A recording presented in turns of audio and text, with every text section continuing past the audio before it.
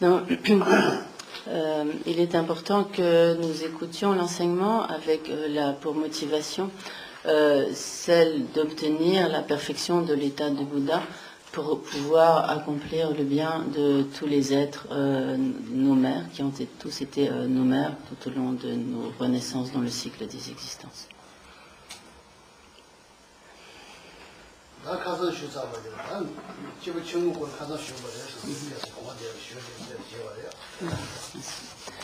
Donc, hier, Geshe-la a donné des explications sur les méditations de la voie progressive qui sont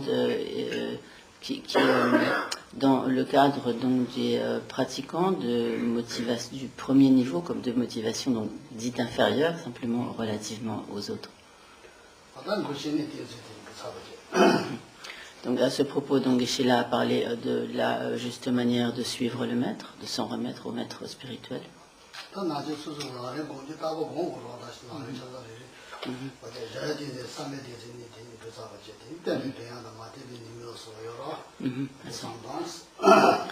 Donc lorsque l'on médite sur la voie progressive, il est toujours important de méditer sur ce point concernant donc la dévotion au maître. Lorsque cela est abordé en détail, donc il est important de méditer sur tous les bienfaits qui découlent de la juste manière de suivre le maître, sur les inconvénients de ne pas le suivre ou de le suivre de manière incorrecte, et sur la manière de le suivre par la pensée et de le suivre par les actions.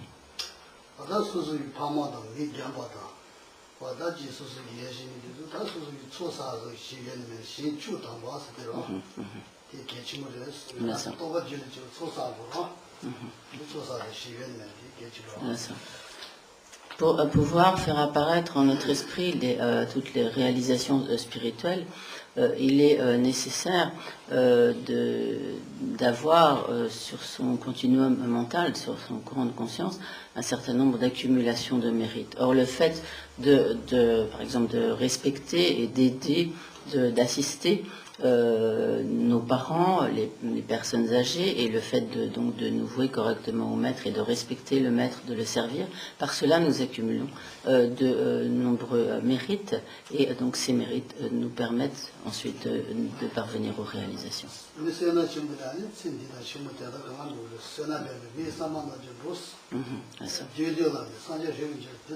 Là, c'est...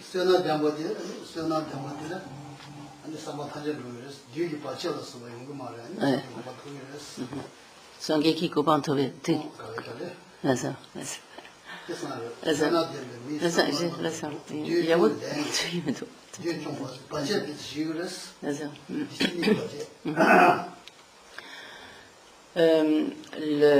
Donc il est enseigné que lorsque les êtres ont donc quelque sorte, on pourrait dire comme un solide capital de mérite, alors ils peuvent sans difficulté accomplir leurs desseins, que ce soit donc accomplir les objectifs de cette vie, et tout particulièrement dans le cadre donc de la pratique, ils pourront sans interférence parvenir donc à leur progression sur la voie jusqu'à obtenir l'état de Bouddha.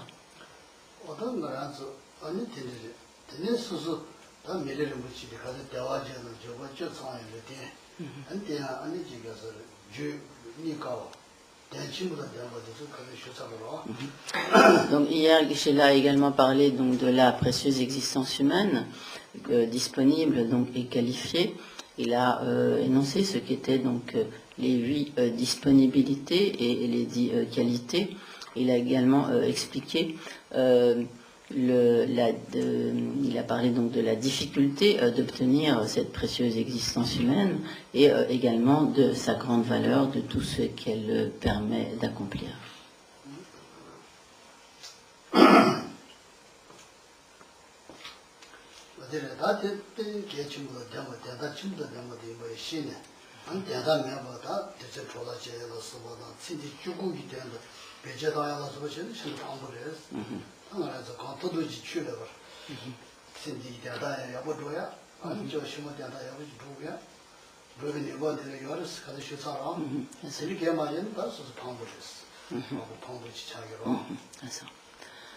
Donc, il est très important de prendre vraiment conscience de la grande valeur de cette précieuse existence humaine disponible et qualifiée. Une fois que nous avons vraiment conscience de sa valeur, de tout ce qu'elle nous permet d'accomplir, alors nous écarterons naturellement toute idée de la gaspiller comme en vain en l'utilisant à des buts futiles simplement tournés vers le bien-être de l'existence présente. Mais à ce moment-là, donc conscient de sa grande valeur, nous l'utiliserons à la pratique du dharma et grâce à cela, nous pourrons vraiment l'utiliser pour le bien de nos existences à venir, pour la libération du cycle des existences, pour l'obtention de l'état de Bouddha, et de ce fait, tout naturellement, cela nous permettra d'accomplir le bien de l'existence présente.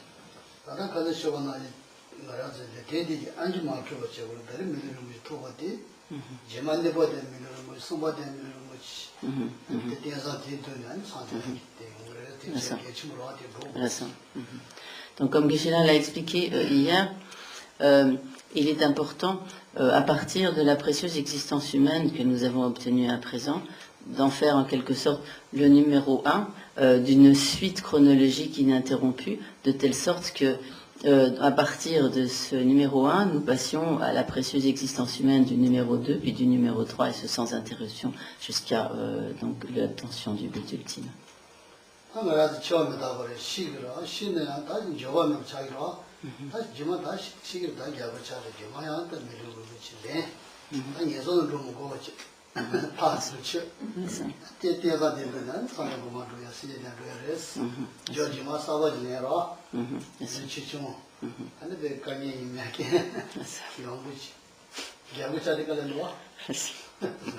Yindai. Yindai.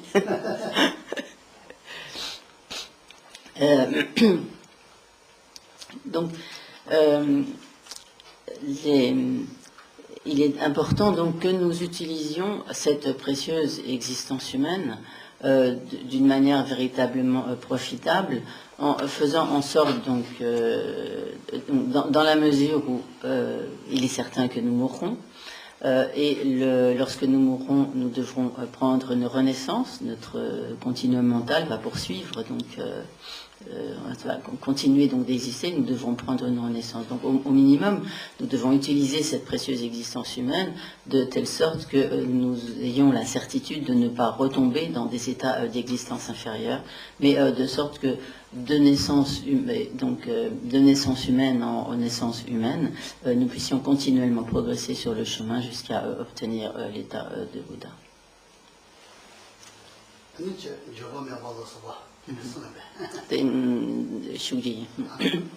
Donc, en effet, donc, il est certain que nous mourrons. Et donc il est important, tant que nous sommes encore en vie, et tant que nous en avons la possibilité, d'utiliser cette précieuse existence humaine à la pratique du Dharma, de telle sorte que quand viendra le moment de notre mort, nous puissions vraiment être sans regret, en étant conscients du fait que nous avons comme utilisé au mieux de nos possibilités cette précieuse existence humaine.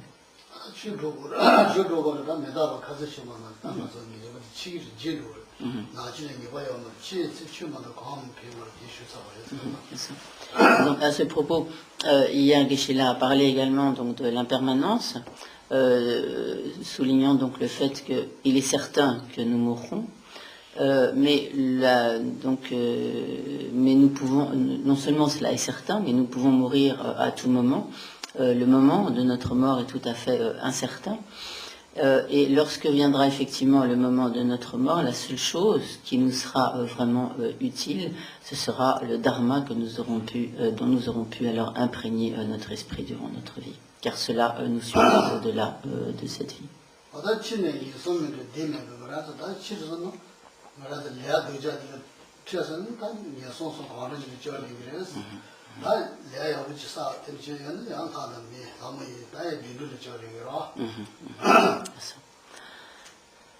Nous devons faire en sorte que la précieuse existence humaine que nous avons obtenue à présent au moins nous permette d'avoir l'assurance de ne pas sombrer au-delà de cette vie dans un état de renaissance infortuné.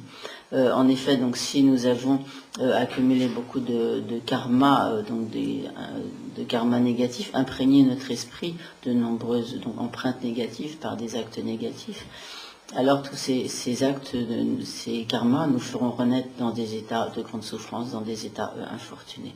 Mais si au contraire nous avons pu accumuler des actions favorables, vertueuses, positives, alors celles-ci nous permettront de renaître dans des états d'existence supérieure en tant qu'être humain ou demi-dieu ou comme Dieu, donc Deva ou Asura.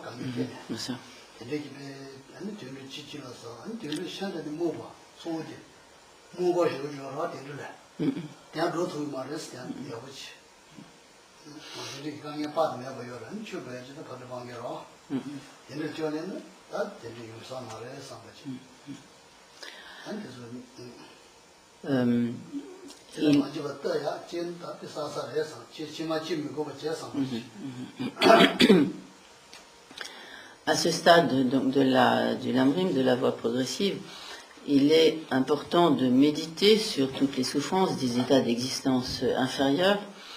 Donc ces états d'existence inférieure sont notamment les conditions de renaissance dans les enfers. Et donc si l'on renaît dans une telle condition d'existence, à ce moment-là, on devra endurer d'intolérables souffrances, de la chaleur, du froid, etc.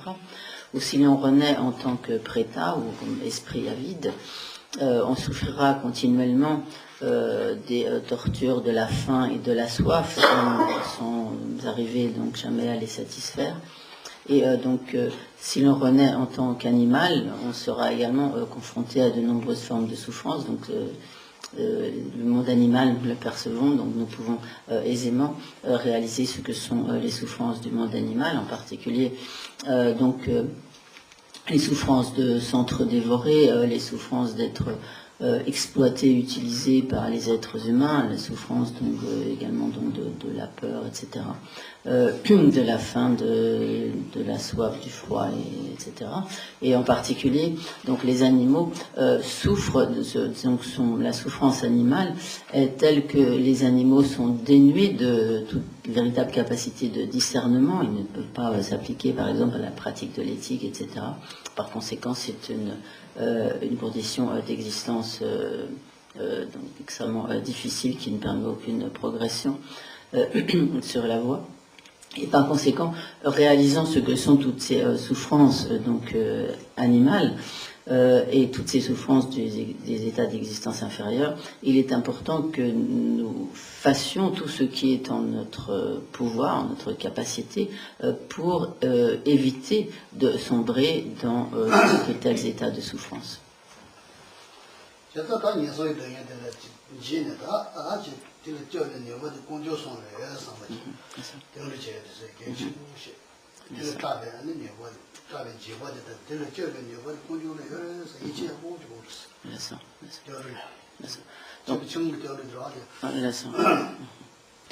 Donc, lorsque nous réalisons ce que sont toutes ces souffrances des états d'existence inférieure, cela nous amène à nous tourner vraiment vers les trois joyaux, vers le Bouddha, le Dharma, la Sangha, en ayant conscience, en craignant d'une part donc toutes ces souffrances des états d'existence inférieure, et en ayant totalement confiance dans le fait que les trois joyaux, le Bouddha, le Dharma, la Sangha, ont le pouvoir de nous protéger de toutes ces souffrances. Donc cela nous amène vraiment à prendre refuge dans les trois joyaux.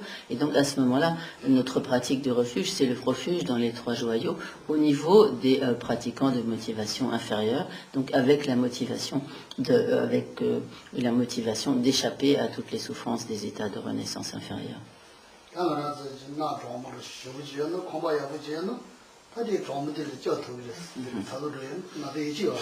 Ça.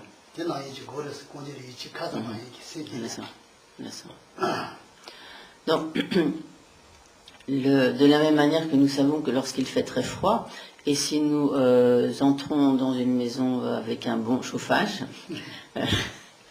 cela va totalement nous libérer de la souffrance du froid. Et nous avons tout à fait, nous avons une totale conviction en cela, nous n'avons pas de doute sur la question. Donc, de la même manière, il est important de faire apparaître vraiment en son esprit la conviction que les trois joyaux ont le pouvoir de nous protéger des souffrances des états de renaissance inférieure.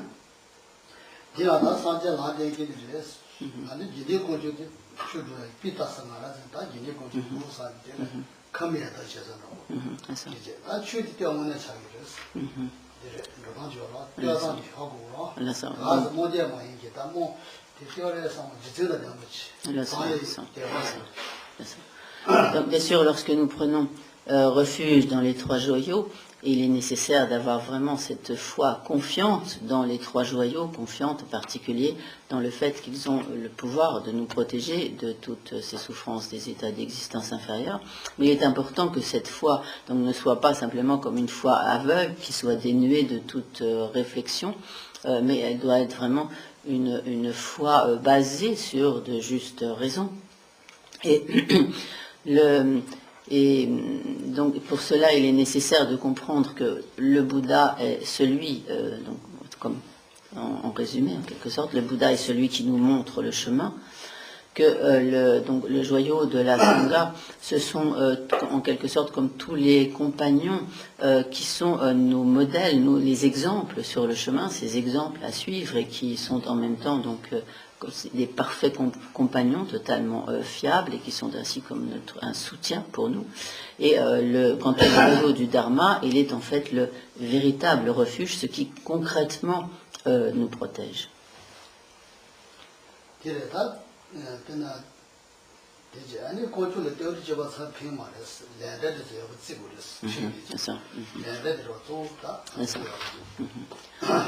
Toutefois, les trois joyaux comme à eux seuls, donc le Bouddha, le Dharma, la Sangha à eux seuls, ne pourront pas nous protéger si notre pratique du refuge donc dans les trois joyaux n'est pas accompagnée de l'observance de la loi du karma, donc de la loi de cause à effet des actions.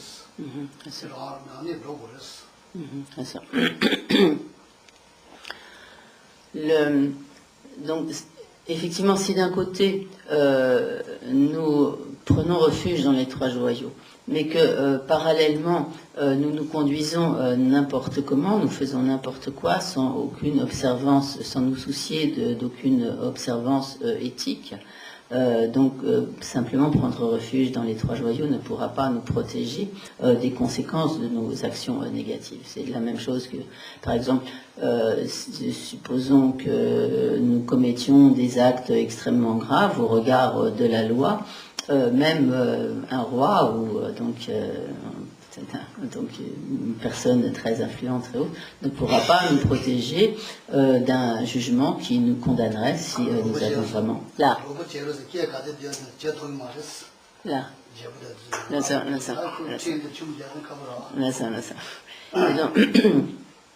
quelles que soient par exemple les vociférations que pourraient émettre donc des personnes puissantes, si vraiment nous avons enfreint de manière très grave la loi en tuant, etc. Donc nécessairement nous devrons subir la condamnation. Et donc il en va de même lorsque nous prenons refuge dans les trois joyaux, même si nous avons foi dans les trois joyaux, mais si donc parallèlement nous faisons n'importe quoi, nous commettons des actions extrêmement négatives, la loi du karma étant en quelque sorte comme inéluctable, nous devrons nécessairement subir donc, comme les conséquences de nos actes négatifs, et de ce fait, nous ne pourrons pas être protégés. Par conséquent, en même temps que nous prenons refuge dans les trois joyaux, il est indispensable d'observer, donc d'agir en accord avec cette loi de cause à effet des actions, à savoir donc nous appliquer à une observance de l'éthique, à rejeter les actions négatives et à nous appliquer à la pratique des actions favorables.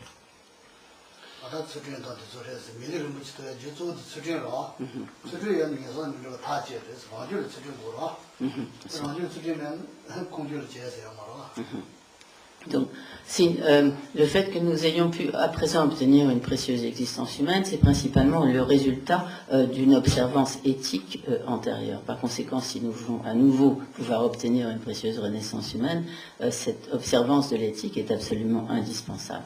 Donc, sans observance de l'éthique, les trois joyaux à eux seuls ne peuvent pas nous protéger des renaissances. Cela ne suffira pas, disons, si nous prendre refuge dans les trois joyaux ne suffira pas à nous protéger des renaissances inférieures si nous ne nous appliquons pas en parallèle à l'observance de l'éthique.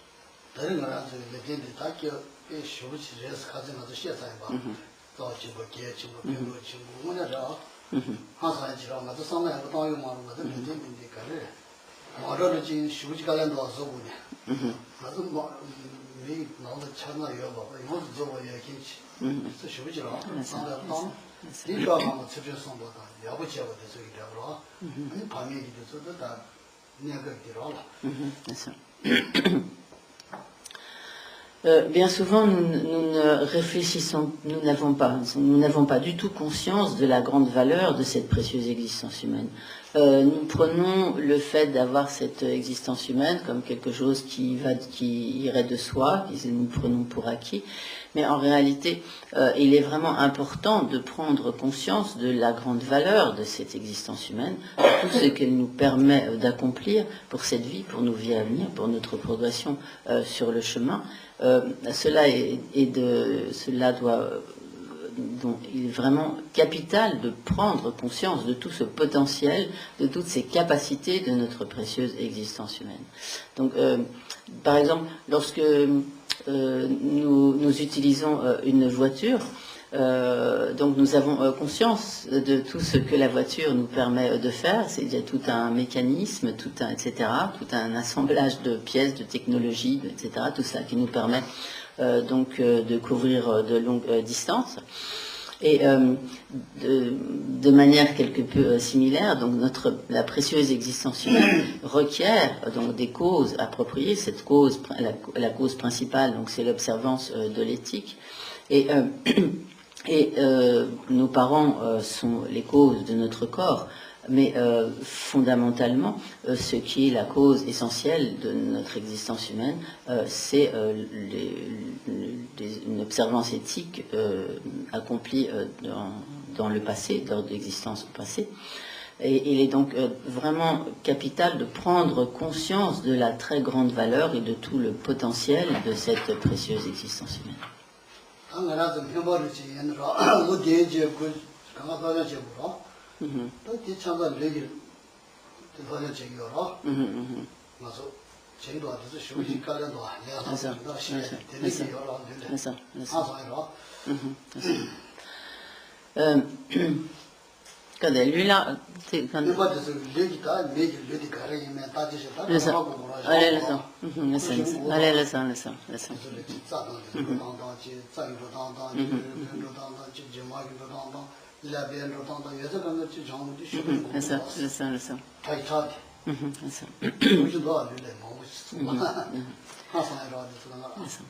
Donc, lorsque nous parlons de cette précieuse existence humaine, comme ce précieux corps humain, donc effectivement, il s'agit d'un corps au fonctionnement comme extrêmement complexe, subtil, délicat. Donc, nous savons que lorsque, par exemple, des personnes font des études de médecine, donc cela requiert de nombreuses années d'études pour vraiment arriver à comprendre tout ce qui constitue tout ce corps, le fonctionnement, etc., tous les mécanismes très subtils de l'organisme et tous les organes, etc. Donc tout cela est extrêmement complexe et subtil, et nous voyons à quel point tout cela est vraiment quelque chose de très important.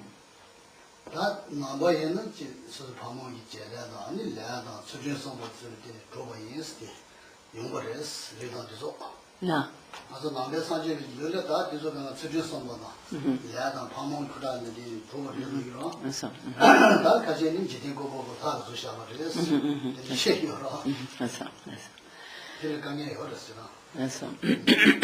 Donc ainsi, la précieuse existence humaine qui est la nôtre aujourd'hui, c'est donc ce précieux corps humain disponible et qualifié, donc en quelque sorte ce corps et l'esprit qui habite ce corps.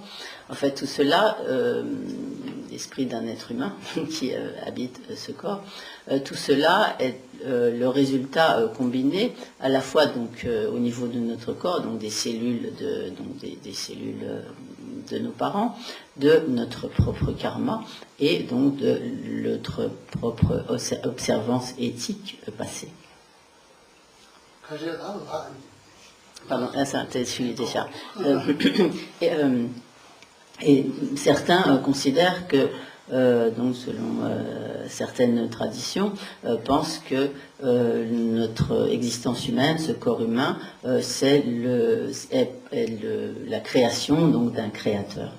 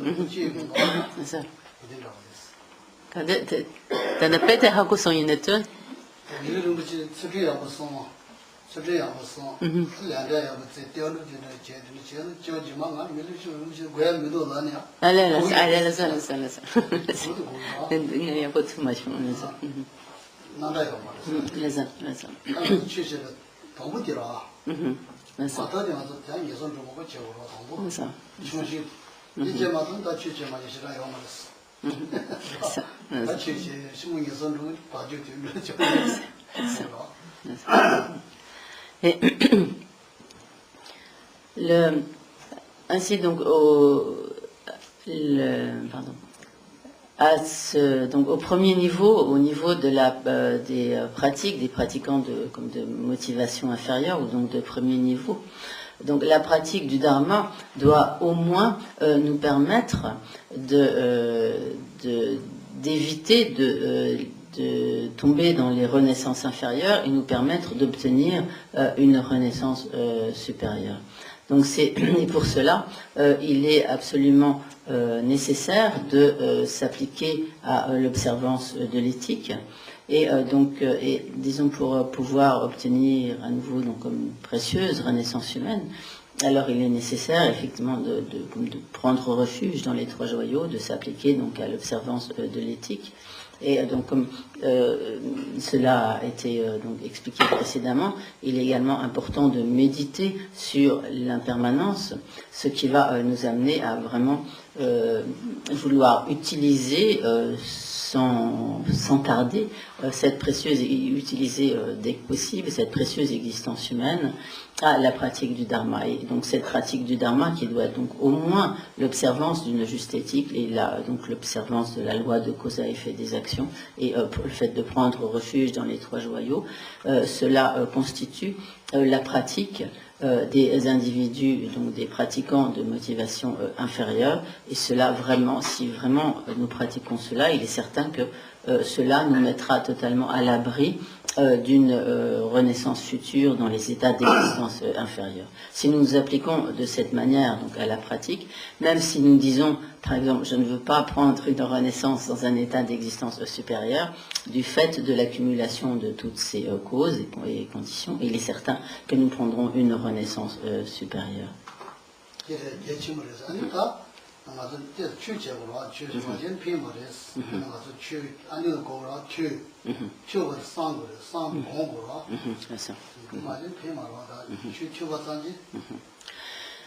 Mais donc pour que notre pratique du Dharma puisse être vraiment efficace, donc il faut d'une part donc l'étudier, littéralement il est dit écouter, c'est-à-dire écouter les enseignements, les étudier, et il faut que les enseignements que l'on a entendus ou écoutés, il est nécessaire ensuite d'y réfléchir et d'y appliquer la méditation.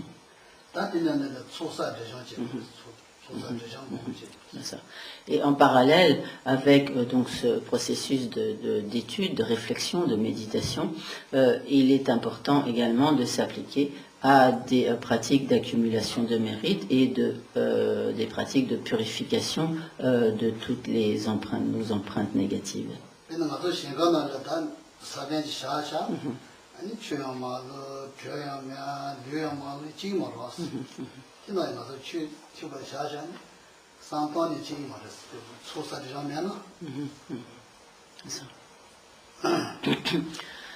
Donc, si par exemple dans un champ nous plantons une graine, mais s'il n'y a pas de chaleur, s'il n'y a pas d'eau, s'il n'y a pas d'engrais, etc., qui vont favoriser le développement, la croissance de la graine, donc la graine ne va pas pouvoir germer et donner naissance à une plante.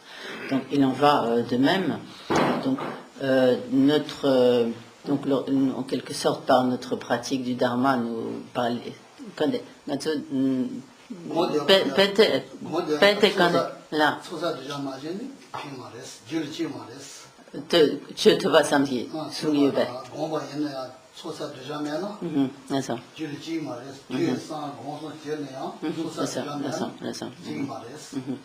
donc de la même manière, même si nous nous appliquons à l'étude, ou à l'écoute du Dharma, à la réflexion, à la méditation, si en parallèle nous ne nous appliquons pas à des accumulations de mérite et à la purification de nos empreintes négatives, l'étude, la réflexion et la méditation à elles seules ne pourront pas nous permettre de parvenir aux réalisations.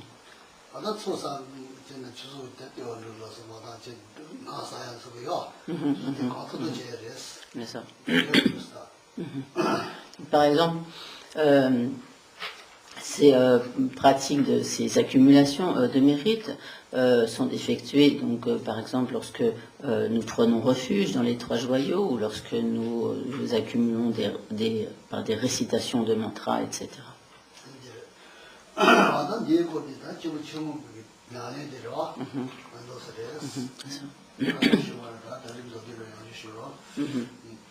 Donc, telles sont brièvement les pratiques des pratiquants de motivation inférieure, comme de premier niveau.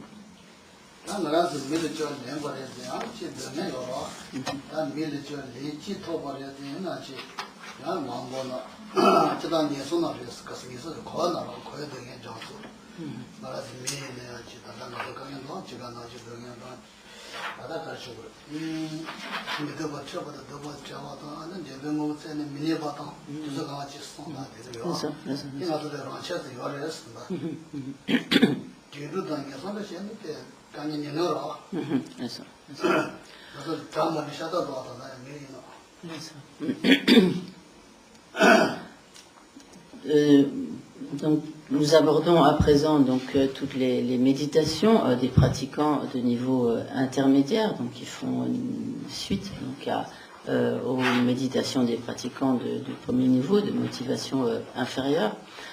Donc à ce propos, il convient de réfléchir, de méditer sur le fait que, certes, nous avons à présent obtenu une précieuse renaissance humaine qui nous met à l'abri, où nous n'avons pas à être confrontés à toutes les souffrances des états d'existence inférieure.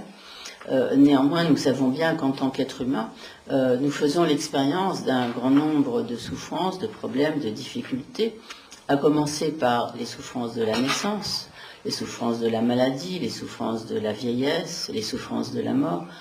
Nous souffrons de ne pas obtenir ce que nous voulons, même lorsque nous fournissons beaucoup d'efforts pour cela. Nous souffrons d'être confrontés donc à ce que nous ne voulons pas, et donc ainsi nous avons d'être confrontés à ce que nous ne voulons pas, et également donc d'être séparés de tout ce que nous aimons. Et finalement, tout au long de cette existence, nous avons, bien qu'étant des êtres humains, toutes sortes nous faisons l'expérience de nombreuses souffrances propres aux souffrances du cycle des existences. Et nous avons toujours des angoisses, des inquiétudes, des soucis, des préoccupations diverses, etc., ce qui font que nous ne sommes pas dans un véritable état, dans un état qui soit véritablement satisfaisant, un état de véritable bonheur.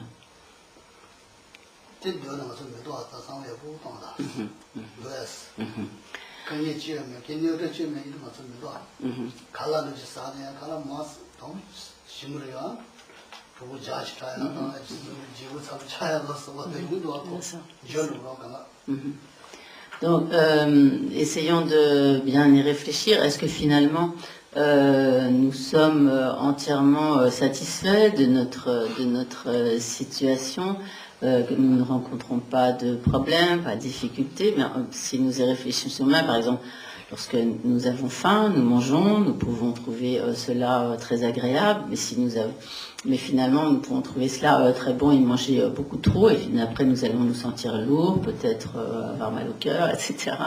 Donc le fait de nous nourrir, d'absorber de la nourriture, en soi, cela n'a pas la capacité de nous procurer un véritable bonheur durable, car plus nous mangeons, et en fait à ce moment-là, si nous mangeons trop, cela va nous rendre malades, et il en va ainsi en fait de toutes nos jouissances en tant qu'être humain.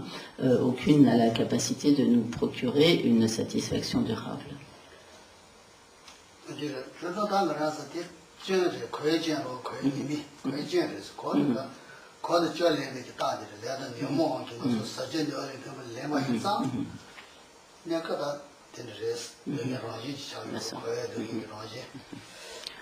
Ainsi, bien que nous ayons cette existence humaine, dans la mesure où nous avons pris cette naissance par la force du karma et des facteurs perturbateurs de l'esprit, cette naissance est conditionnée à la nature de la souffrance du cycle des existences, et tant que nous demeurons ainsi dans le cycle des existences, nous ne pouvons pas, nous y faisons toujours continuellement l'expérience de l'une ou l'autre forme de souffrance, et nous ne pouvons pas y faire l'expérience d'un véritable bonheur stable et durable.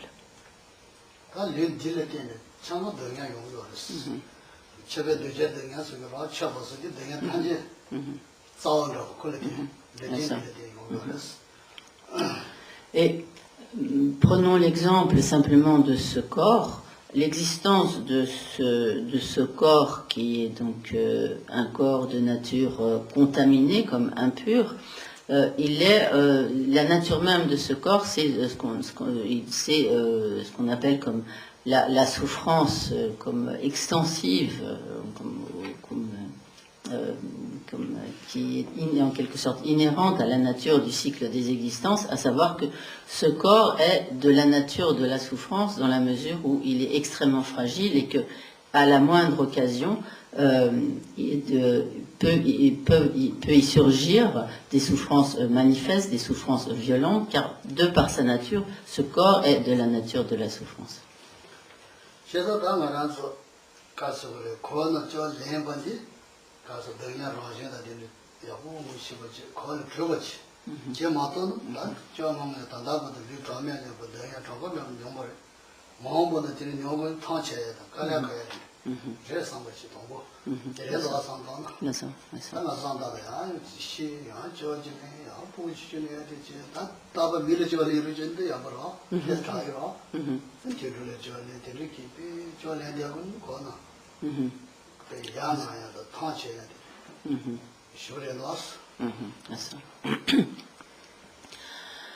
Lorsque nous réfléchissons ainsi à la nature du cycle des existences, il y a vraiment en fait de quoi être totalement lassé, voire comme écœuré par le cycle des existences.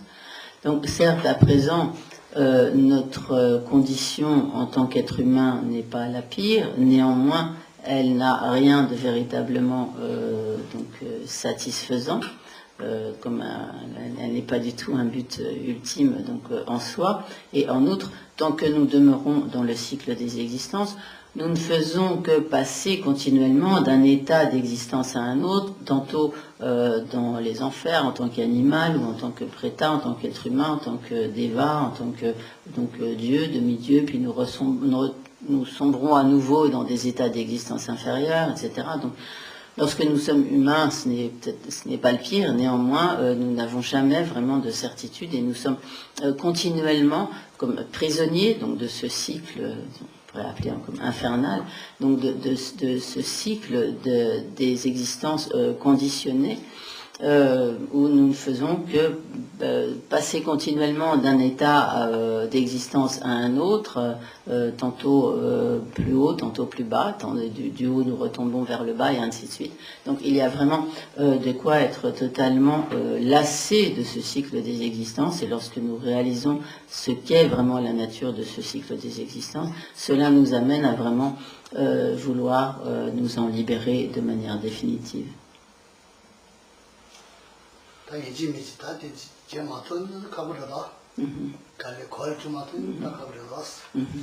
Donc, si nous n'arrivons pas à nous libérer définitivement du cycle des existences, nous serons tout le temps continuellement en but à toutes sortes de difficultés et de souffrances.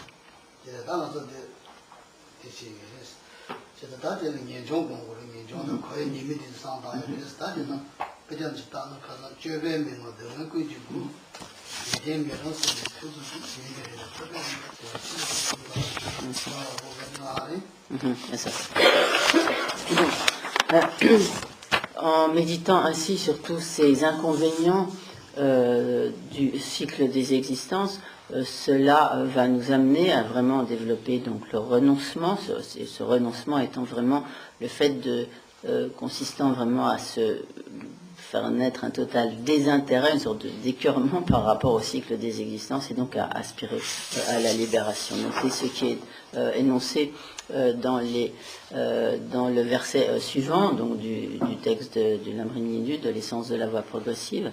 Donc, pour qu'en moi apparaisse l'intense aspiration en quête du bonheur de la libération, lorsque j'aurai compris les imperfections des jouissances du monde, dont la consommation toujours insatisfaite est la porte qui s'ouvre à toutes les souffrances, bénissez-moi.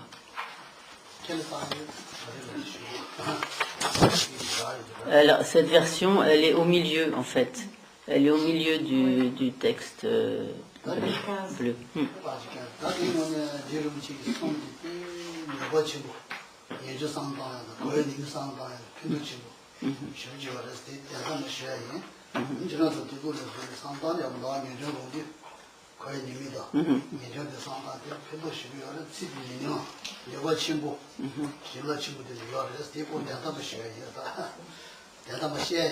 Allez, laisse-moi. Donc, Geshe-la va... c'est ça, l'amrimna, voilà.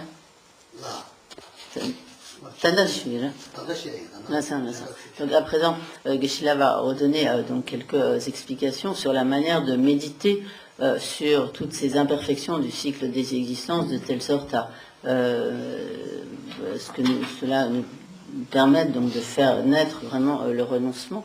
Et ce sont des réflexions extrêmement essentielles, tout à fait essentielles.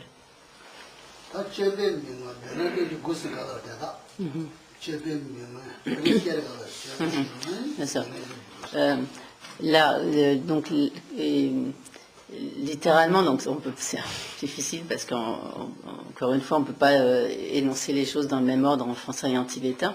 Mais donc, comme il est dit ici dans le texte, donc la consommation des jouissances du cycle des existences n'apporte pas la satisfaction.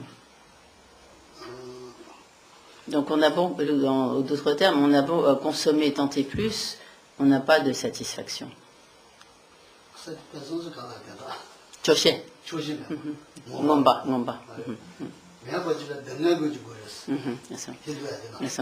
Et donc le fait de ne pas avoir de satisfaction, donc que l'on soit ainsi, comme ces consommations font qui sont toujours insatisfaites, cela est la porte qui s'ouvre à toutes les souffrances, la porte de toutes les souffrances.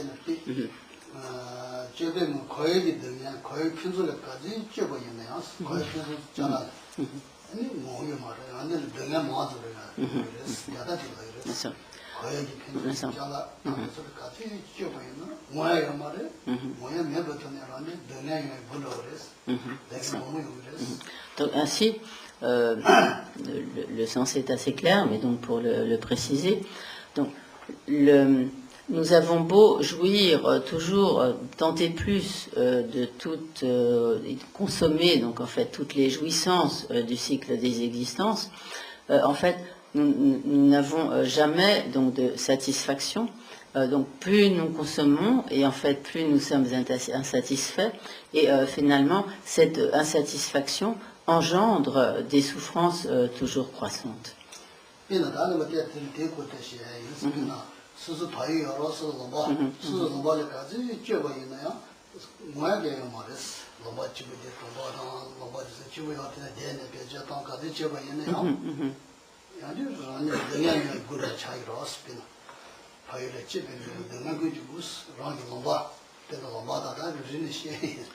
Lumpa, ce lumpa pendu si a te candes kogore.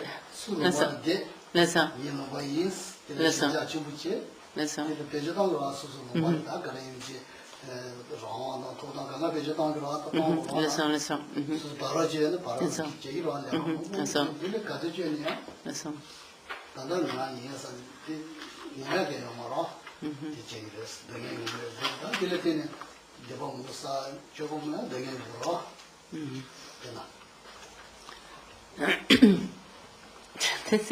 C'est votre timide. Là. Là, ça.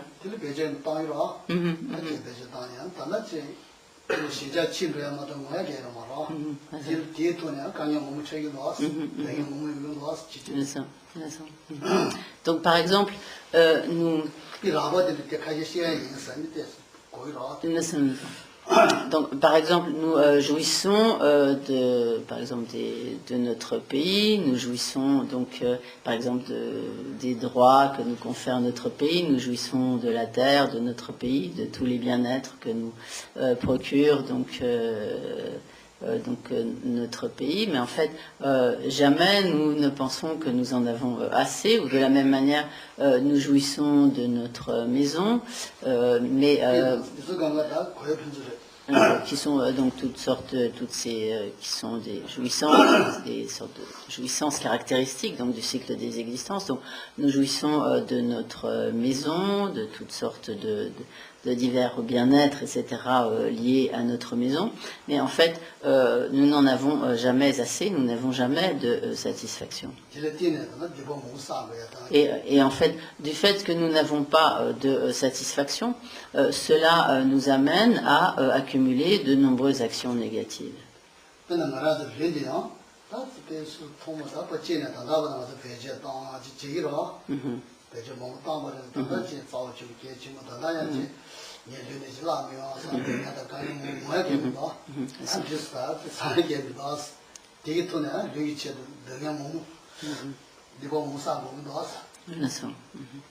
Donc, nous jouissons également donc de ce corps qui est le nôtre, et et pour la satisfaction donc de ce corps, nous recherchons donc toutes sortes de jouissances, et en fait nous n'avons jamais non plus de véritable satisfaction, et cela nous amène aussi à accomplir de nombreux actes négatifs.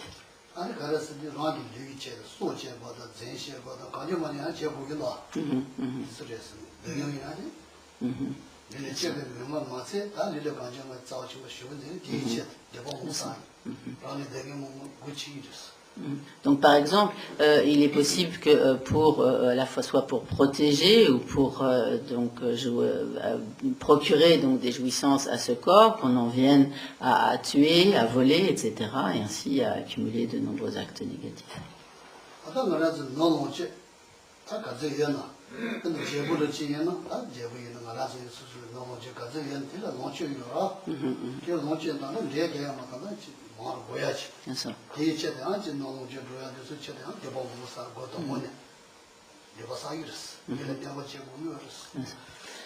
Et même lorsque nous avons de très nombreuses possessions, même si l'on est comme un roi, un milliardaire, etc., même si l'on a beaucoup de jouissances, de possessions, en fait, on n'en a jamais assez, on en veut toujours davantage, et pour accumuler encore davantage, alors on va s'engager dans toutes sortes d'actions négatives.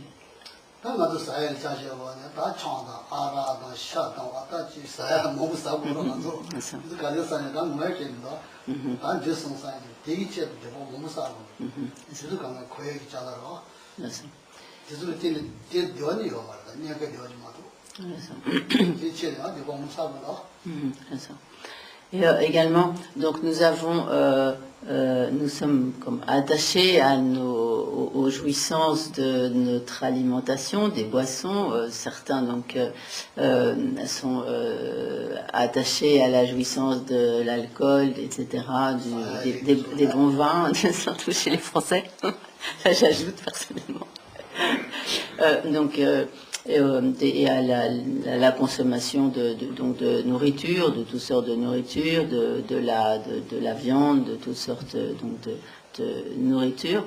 Nous sommes attachés, mais en réalité, jamais nous ne pouvons être satisfaits. D'abord, il faut toujours que nous mangions, et en fait, et donc souvent pour la satisfaction, donc pour pouvoir obtenir, pour jouir de la nourriture, on en vient donc à accomplir toutes sortes d'actions négatives. Ça.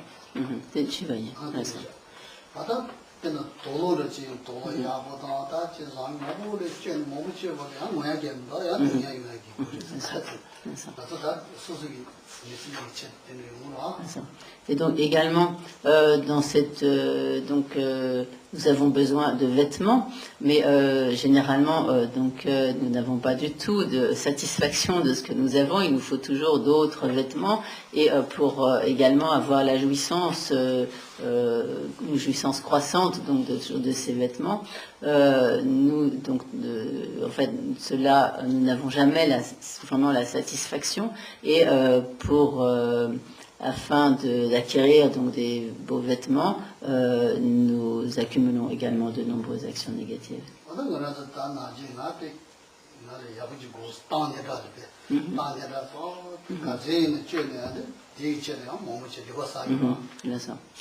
Également, nous sommes très attachés à notre réputation et finalement, pour pouvoir jouir d'une bonne réputation, nous sommes également prêts à accomplir de nombreuses actions négatives.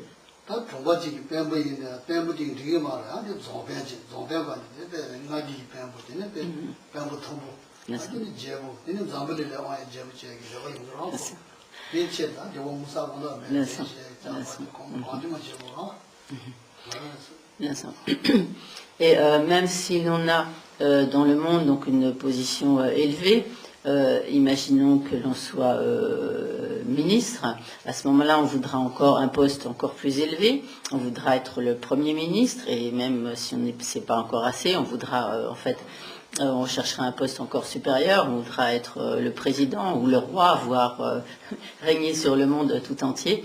Et en fait, on n'a jamais assez. Et tout cela pour acquérir donc des positions de plus en plus élevées. On n'a donc jamais de satisfaction et cela amène également à accumuler de très nombreux actes négatifs.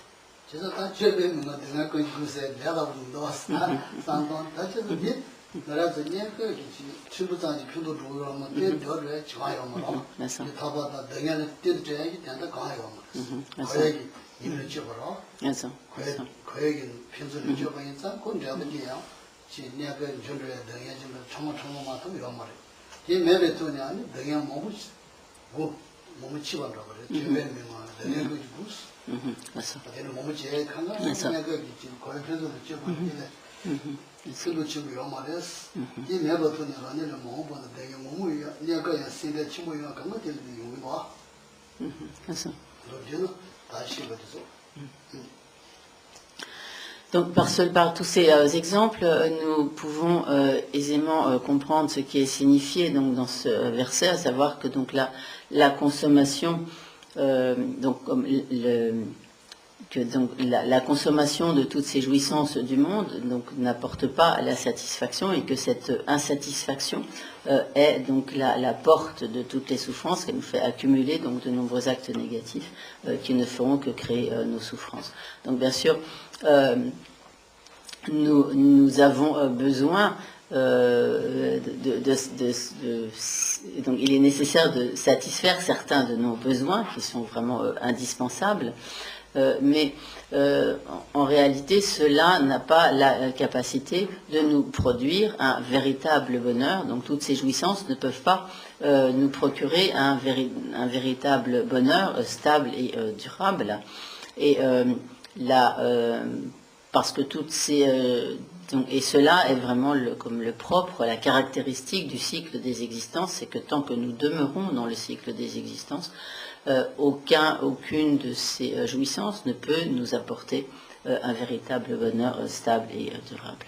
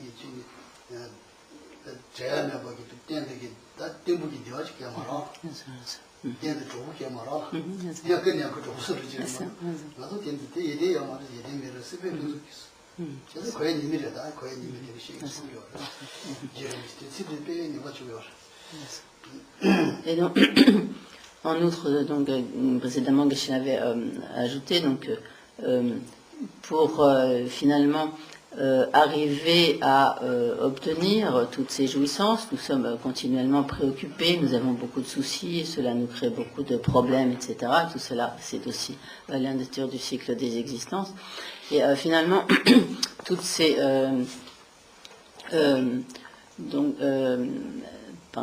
toutes toutes ces jouissances du monde sont totalement instables, elles n'ont comme aucune fiabilité. Cela aussi, donc la nature du cycle des existences. Donc par exemple, nous avons des proches dans cette vie, nous avons des parents, des amis, des enfants, etc. Mais tôt ou tard, nous devrons en être séparés. Donc bien sûr, nous serons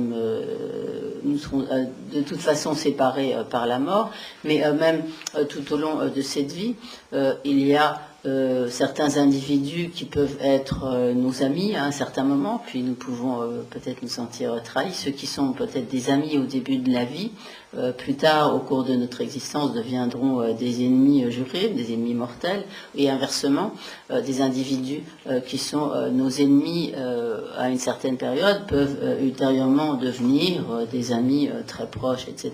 Ainsi, toutes nos... il n'y a absolument aucune fiabilité dans les diverses relations que nous pouvons avoir avec les individus, ni aucune fiabilité dans nos possessions, etc. Donc, tout ce qui fait nos jouissances dans le cycle des existences est totalement dénué de toute certitude, de toute fiabilité.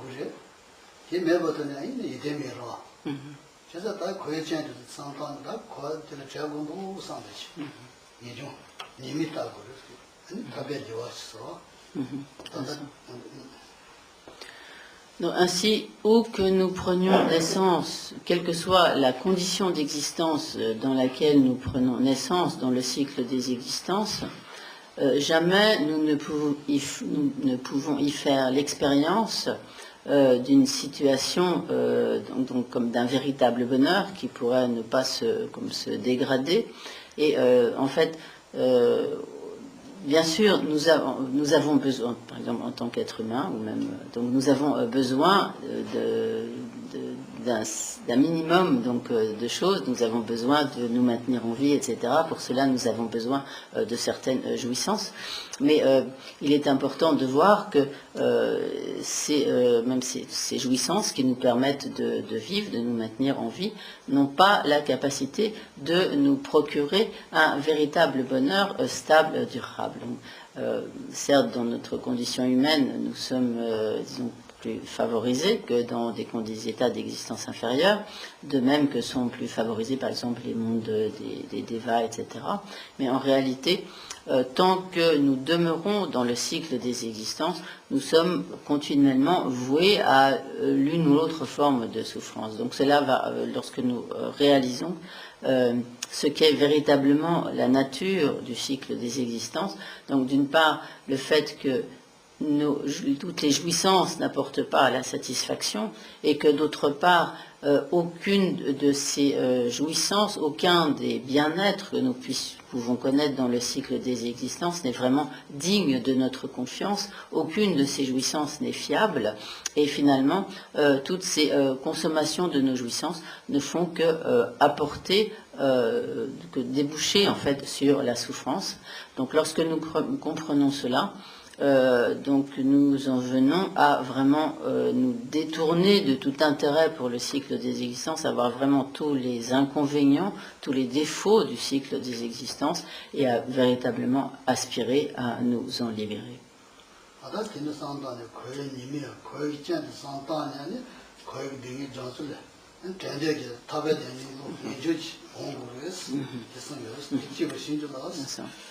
Donc à ce moment-là, lorsque nous prenons vraiment conscience de cette nature de souffrance, comme il est dit, donc de l'océan de souffrance du cycle des existences, cela fait naître en nous une profonde aspiration à nous en libérer définitivement et donc à obtenir cette libération du cycle des existences. Et donc, comme il est dit dans ce verset, donc, pour cela, donc, bénissez-moi afin donc, que je puisse faire apparaître en moi cette intense aspiration à obtenir le véritable bonheur de la libération.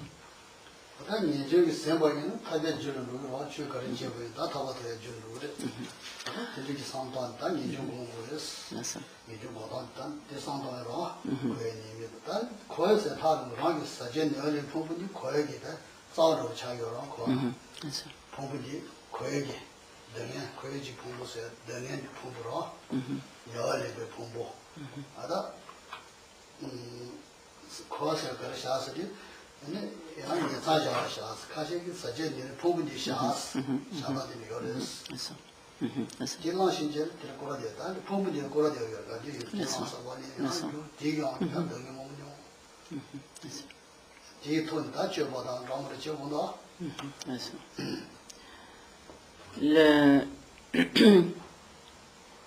tombeau, quand est-ce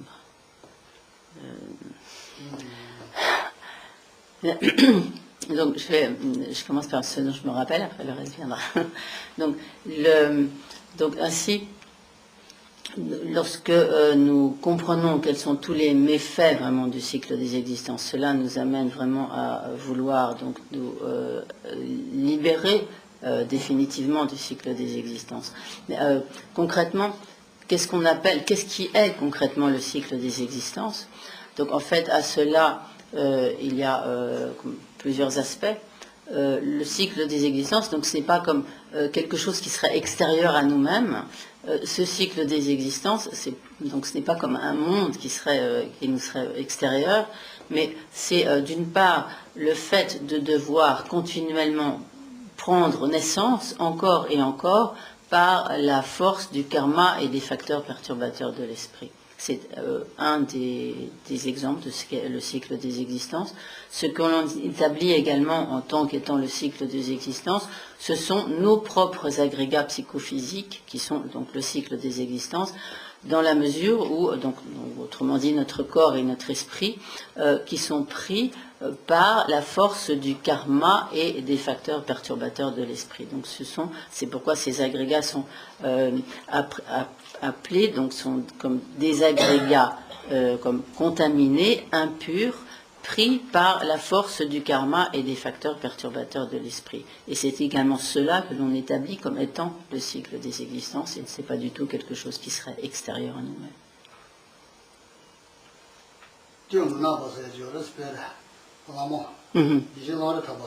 Bien sûr. Lumba. Ngonamba. Donapo. Pardon, excusez-moi. Donapo, là ça. Gona. Go. Là ça. Allez, donc Donapo. Ah, d'accord, là ça. Gemosh, Mishorai, voilà. Là ça. Donc, il y a donc un geshe, donc Kadampa, geshe Langé Dampa, qui est donc l'auteur d'un texte que bon nombre d'entre vous connaissent sur les 8 versets pour l'entraînement de l'esprit. Donc ce maître avait pour surnom, donc il était de la région du Tibet du Teu, donc on l'appelait celui du Teu au visage sombre.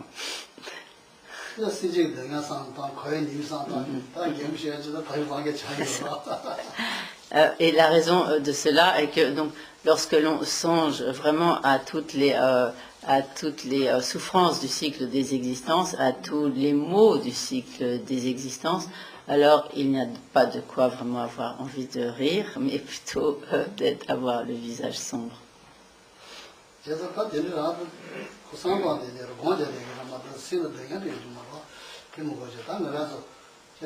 Là, 근데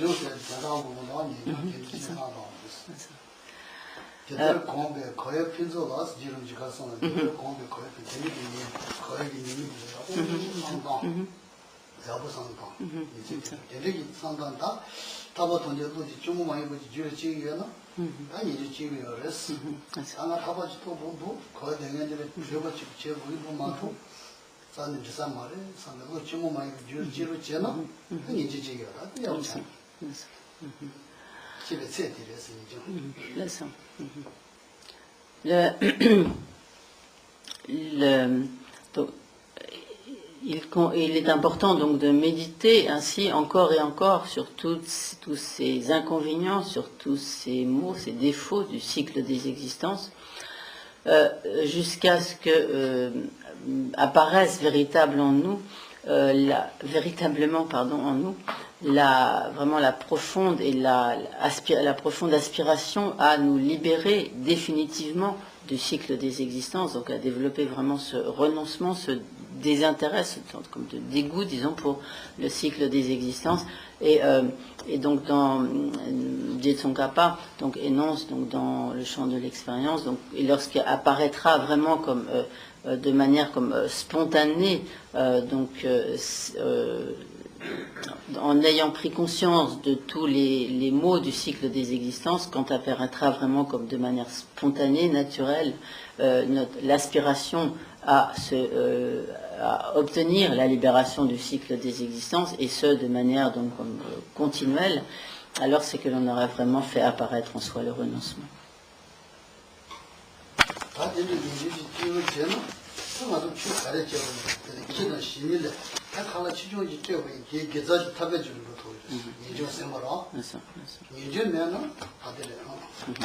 Donc, une fois que l'on aura vraiment développé ce renoncement, cette aspiration donc authentique à la libération, alors quelle que soit l'action positive à laquelle on s'appliquera, ne serait-ce que de donner un peu de nourriture à un chien, cette action deviendra véritablement une cause de l'obtention de notre libération.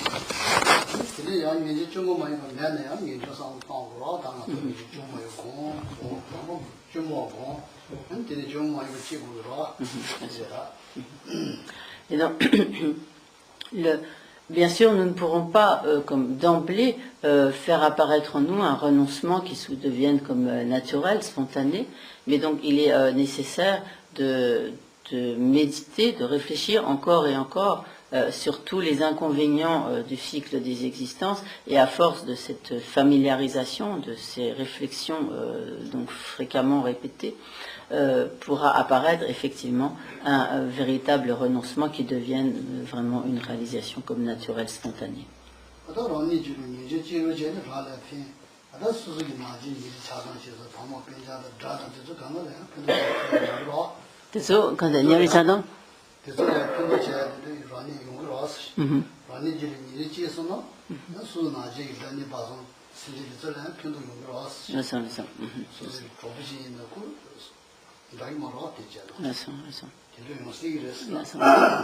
Et une fois que l'on aura développé en son esprit ce renoncement, cette réalisation aura donc comme un retentissement profond donc dans tous nos comportements, et de ce fait pourra aussi être quelque chose pourra être bénéfique à notre entourage.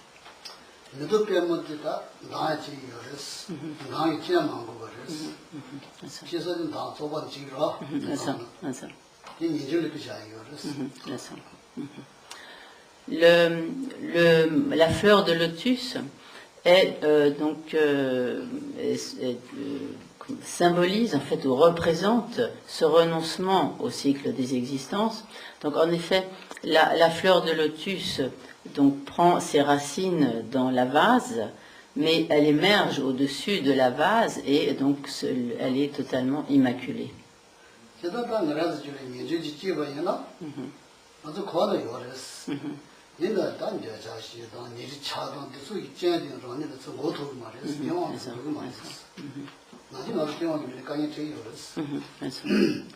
Donc de la même manière, une fois que l'on a développé ce renoncement, certes on est encore comme en quelque sorte comme dans les pieds dans la vase du cycle des existences, c'est-à-dire on demeure dans le cycle des existences, mais à partir du moment où l'on a développé ce renoncement, les facteurs perturbateurs de l'esprit, comme les plus violents, tels qu'un violent désir attachement, violent haine, aversion, etc., ne peuvent plus, donc ces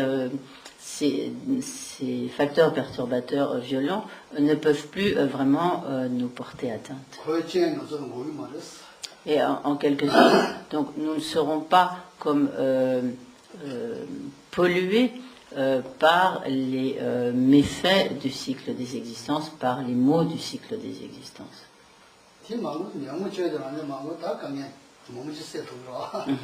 Et donc,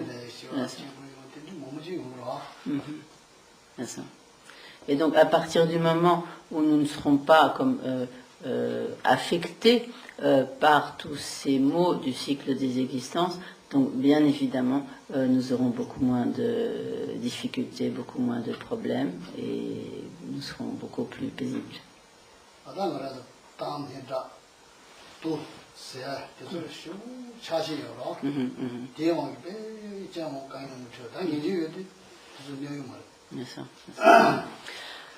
Par exemple, nous rencontrons de nombreuses difficultés en relation avec l'attachement que nous portons à nos proches, l'attachement que nous portons à notre réputation, etc. Et en fait, à partir du moment où l'on a développé le renoncement, tous les problèmes issus de ces comportements, de ces attachements, disparaissent, n'ont plus aucune raison d'être.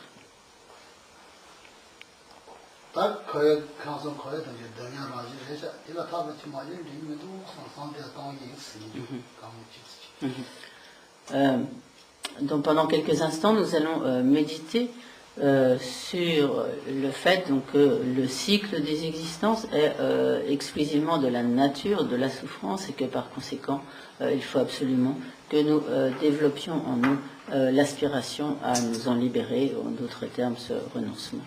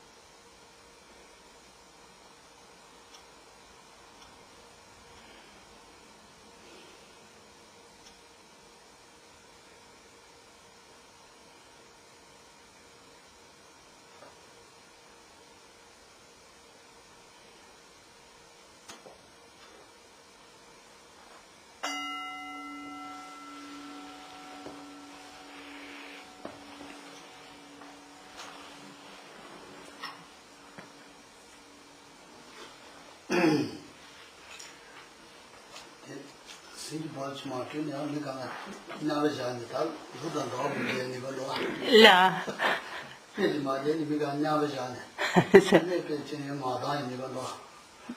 Maintenant, allez. Donc, Kisha a dit que s'il ne fait pas sonner donc, le bol, comme nous sommes tous plongés dans un profond état d'absorption, il y a le danger que nous n'en sortions pas.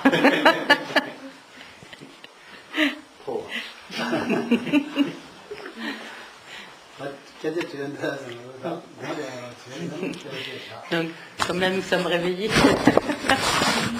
est-ce que vous avez des questions à poser? Réveillés du samadhi, est-ce que vous avez des questions à poser?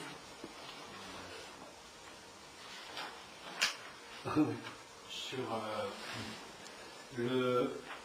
je formule la question comme ça.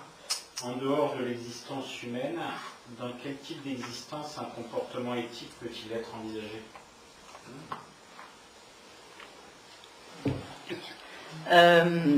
Dans le cadre du cycle des existences, je suppose. Ouais.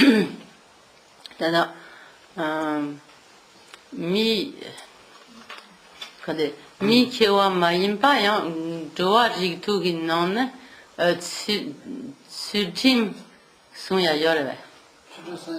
Sunya. Là, j'ai. Tu dis Sunya.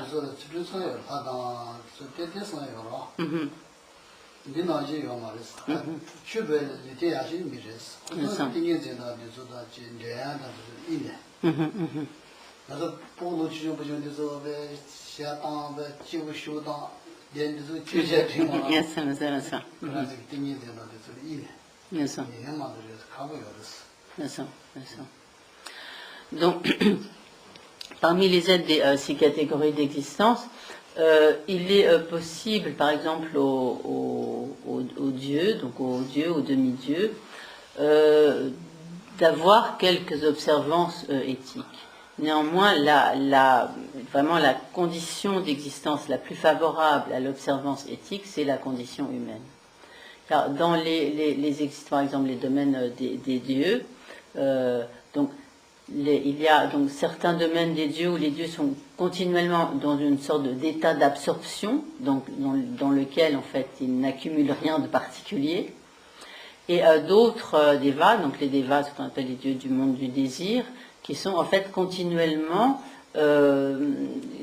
qui jouissent de toutes sortes de bien-être, de distraction, de divertissement, et qui en fait dans ces états-là n'accumulent pas, donc globalement n'accumulent pas du tout, ne s'appliquent pas à l'observance de l'éthique. Il donne la comparaison, par exemple, de jeunes enfants. En fait, ils ne pensent qu'à jouer, à se distraire, à prendre du bon temps, et ne sont totalement insouciants. Et en fait, ces devas du monde du désir ont une existence qu'on pourrait comparer à cela. Donc, ils sont continuellement simplement dans la jouissance de certains bien-être, le divertissement, etc. Et globalement, donc, n'ont pas vraiment d'observance éthique, ne se soucient pas de l'observance éthique. Donc, c'est vraiment l'existence humaine qui est la plus favorable à l'observance éthique. Là.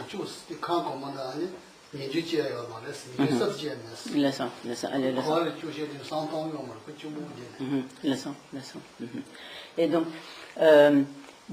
par exemple, les êtres qui se trouvent par exemple, dans ces mondes des dieux, des devas, ne peuvent pas faire apparaître, comme pour la première fois en leur esprit, le renoncement, l'aspiration à la libération. Du fait... Donc, ils ne peuvent pas faire apparaître comme pour la première fois ce renoncement, cette aspiration à la libération. Il est possible que certains, par exemple, qui auparavant auraient fait apparaître cette aspiration à la libération, prennent ensuite renaissance dans un de ces états. Des mondes des dieux, mais dans ces mondes des dieux, il n'est pas possible, pour la première fois, de faire apparaître l'aspiration à la libération, le renoncement.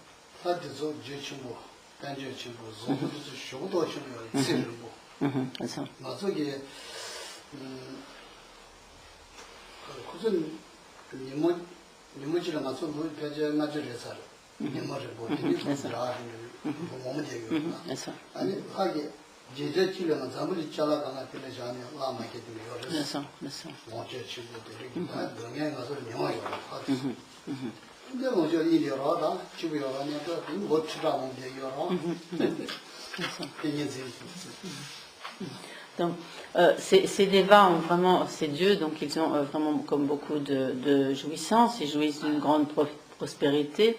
Ce sont des êtres très beaux qui ont toutes sortes d'ornements, de bijoux très précieux, qui passent leur vie donc de manière tout à fait agréable. Ils ont des vies, pour ce qui est de la qualité de vie en quelque sorte, beaucoup plus agréable que nos vies humaines. Ils vivent également pendant extrêmement longtemps. Si on veut donner une échelle, en fait, comme une année de ces dévas équivaut à 50 de nos années humaines, et donc ils vivent ainsi pendant très longtemps. Par conséquent, ils ont, et donc avec sans souci en quelque sorte, et de ce fait, ils n'ont pas la possibilité de développer le renoncement. Oui. Juste une précision par rapport au comportement éthique. Donc, est-ce qu'on peut en tirer la conclusion que le comportement éthique ne suffit pas à atteindre la libération?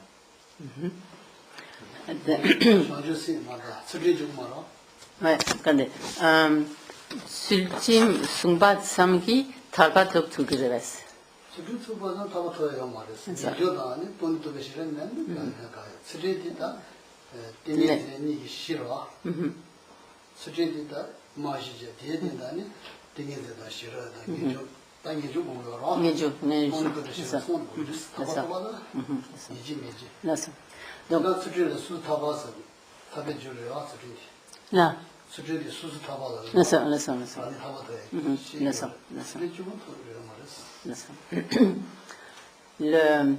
Donc, l'éthique est la base indispensable, mais elle n'est pas suffisante. Donc, pour que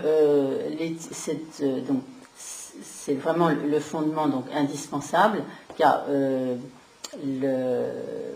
mais pour pouvoir atteindre la libération, donc sur la base, il faut également donc avoir développé le renoncement, donc cette aspiration à la libération, et avec cette motivation, cette détermination d'obtenir la libération, donc s'appliquer à l'observance de l'éthique.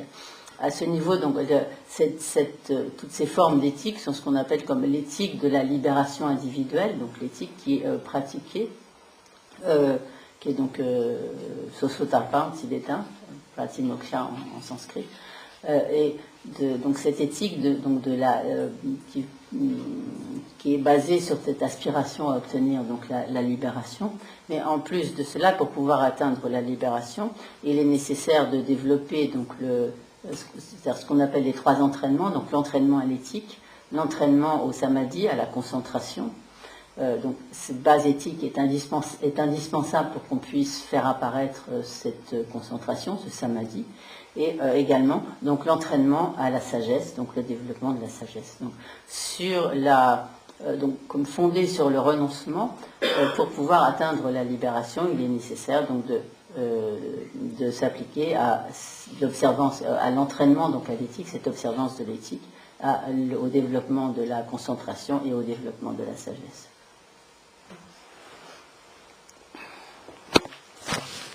C'est une question annexe.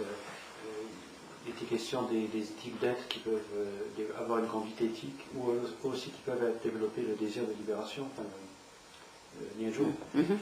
Est-ce que dedans les Nagas font partie de ça ou ils sont complètement hors jeu de ce point de vue-là? Tu voulais dire observer l'éthique ou développer le renoncement? Oui. Ou les deux. Les deux. D'accord. Louina, teso chedan ludo kungne shagire yene teso yon ngejung che kande Louina ngejung che ya yora da chulchim so ya yora des. Lu teso yora lu chichi ne dong yi shang de sing che mo de yora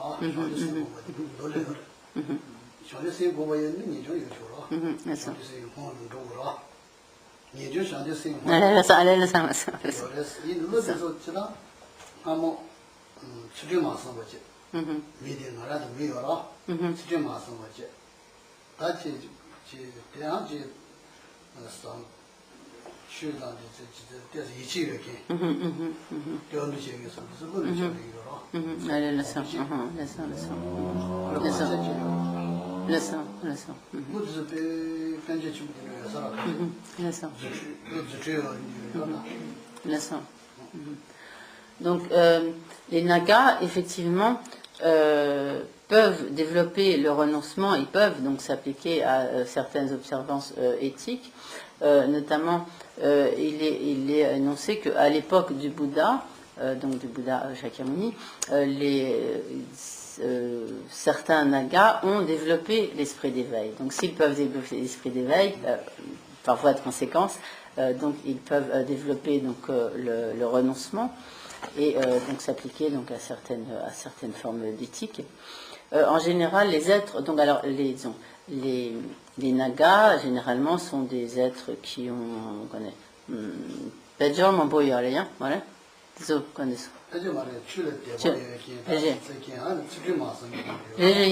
Tanda lu teso tanda teso choton leso. Donc il dit que ces Nagas sont des êtres qui parfois peuvent avoir donc beaucoup de richesses, etc. Mais Geshe-la précise que ce qui peut faire renaître en tant que Naga, c'est par exemple le fait d'avoir beaucoup de foi dans le Dharma, beaucoup de foi dans les trois joyaux, mais d'avoir totalement négligé l'observance de l'éthique. Et cela peut donc ainsi entraîner une renaissance en tant que Naga.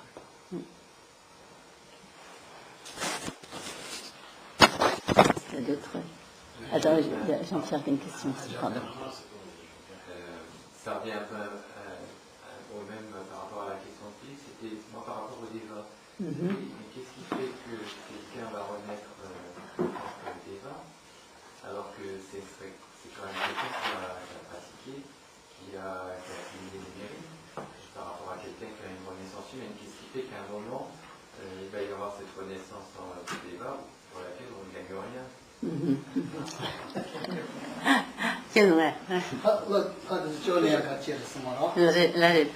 Mi chewa malemba chel hai chewa lemba tete condition que j'ai quand c'est temps ça chewa lemba ina te pendo chicha yomara kibo yare neta lesa kaje zingira da bo chura deni sibyo somo jani tenye de gong yore sanje da shena de so so momo gong jani ti sanje da yore ten chen che de yore sibyo somo jani ten ani sa kan ko mo le jole je so sanje gong de so lesa so gong ani mya de ye jiro melang ye ra te so ka de sai che ya ra melang ye ra lesa tenye de gong lesa sanje gong sanje 근데 사람들이 저거서 저거서 차바라고 명모라고 쇼치므로도 텔레테는 강고문이 명시와 야스 따기로서 그래서 어디든 그래서 donc 시간나지 되는데 다들 됐습니다. Donc pour renaître effectivement dans ces mondes de Deva, il est nécessaire donc d'une part, ces êtres aient eu une certaine observance éthique pour renaître donc dans les mondes supérieurs. Et donc, par exemple, les Devas qui vont renaître dans le monde de la forme ou dans les mondes sans forme vont renaître dans ces mondes de Devas par donc la force de donc c'est comme des êtres qui, tout en s'observant, en appliquant l'observance de l'éthique, vont s'appliquer donc à des méditations, donc rentrer dans des états d'absorption, de samadhi, donc de ce qu'on appelle les dhyana, donc des états d'absorption, où ils voient les aspects comme du monde du désir comme tout à fait comme très grossiers, comme vulgaires, repoussants, et de ce fait entrent dans ces états d'absorption qui vont les conduire à ces renaissances, donc en tant que déva du monde de la forme et du monde sans forme. Et donc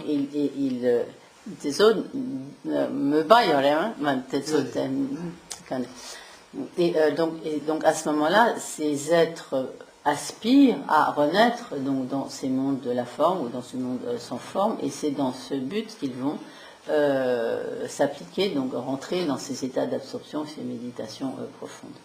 Ani de la tête tout à qui voyons yamara. Comme ça, ça. Comme ça.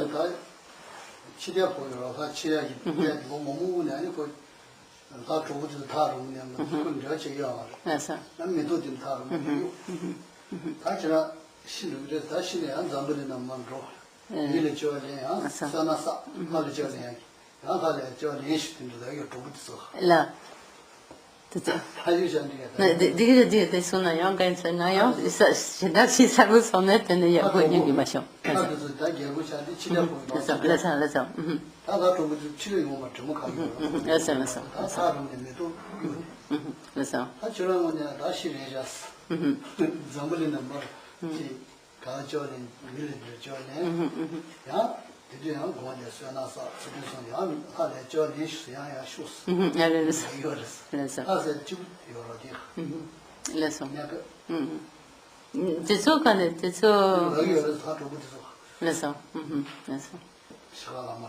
C'est un cohérence, ça me tombe au malheur.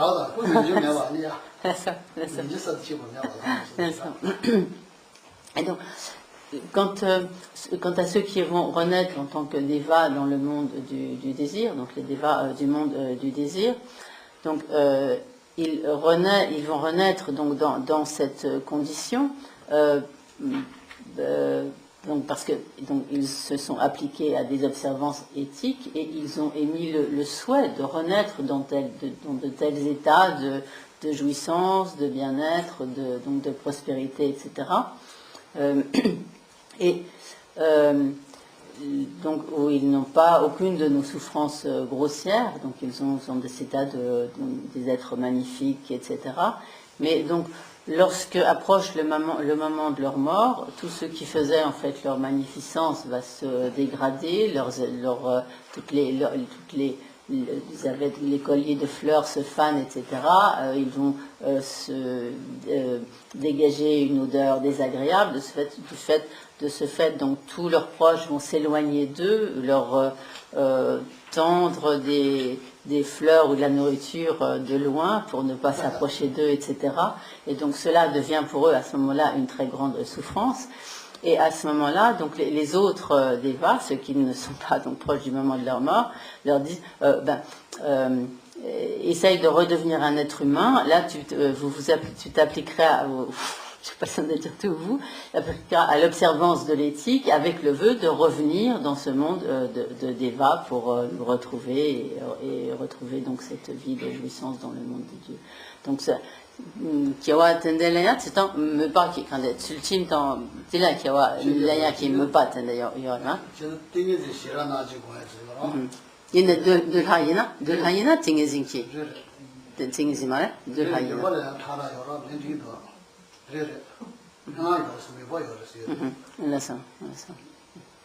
Donc les êtres qui vont renaître donc dans ces mondes renaissent donc dans ces mondes des dévas donc sur la base d'une observance éthique et parce qu'ils émettent le souhait, le vœu de renaître dans tel état.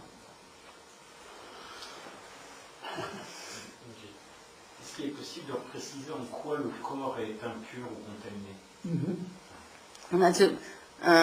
Milutes sakchenyalan ki pumbores ani sakche yin tang kanderes sakche yin ba kareres sakche same same se de chida toni mosu to be yi dirjil same la gra same jaza ngara ji tanda chudun saya da ji mil toya josa de kana toba sakche ji rajin de da de samji ma to toni mosu to de ne jasa yo mara michore ya de ya asa yo mara asa 제가 무엇을 많이 또 받아 주지 내가 사바 샤바 야대 사제를 잡아대 사제를 사바데 잡아서데 사면 많이 C'était la Nyumon qui vont qui m'a. 뭐 지올레바 사제 네 사제길래 사면길래 세르요 C'est ça.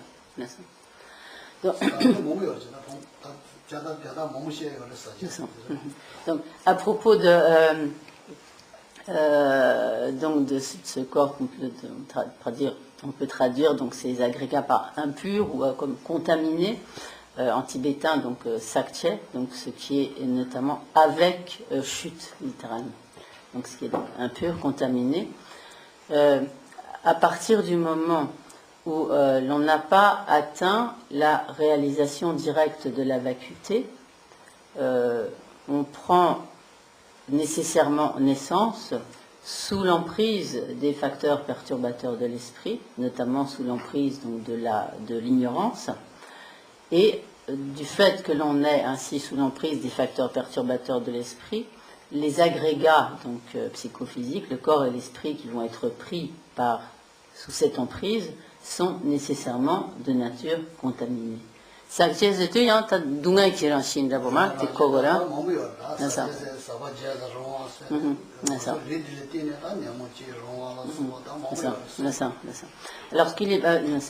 donc lorsque l'on parle ainsi de ces agrégats impurs comme contaminés, cela signifie donc à la fois que ce sont des agrégats qui sont pris sous l'emprise des facteurs perturbateurs de l'esprit et qui sont également la base du développement des facteurs perturbateurs de l'esprit. Donc, donc il y a beaucoup de choses qui pourraient être détaillées. Donc, chez la nation, on ne peut pas. On distingue diverses sortes justement de contamination, disons d'impuretés liées à ces agrégats psychophysiques. Mais donc c'est pour résumer, donc Geshe-la l'explique de cette manière. Et donc, mais à partir du moment où l'on a atteint la réalisation directe de la vacuité, à ce moment-là, on accumule les renaissances que l'on prend tout en ayant atteint cette réalisation donc, de la vacuité, ne sont plus, comment dire, je dirais à l'envers. Excusez-moi. À partir du moment où on a atteint la réalisation directe de la vacuité, on n'engendre plus des karmas comme producteurs ou introducteurs de renaissance contaminée dans le cycle des existences. Contaminé ou conditionné, c'est conditionné ici, c'est la même chose, impur.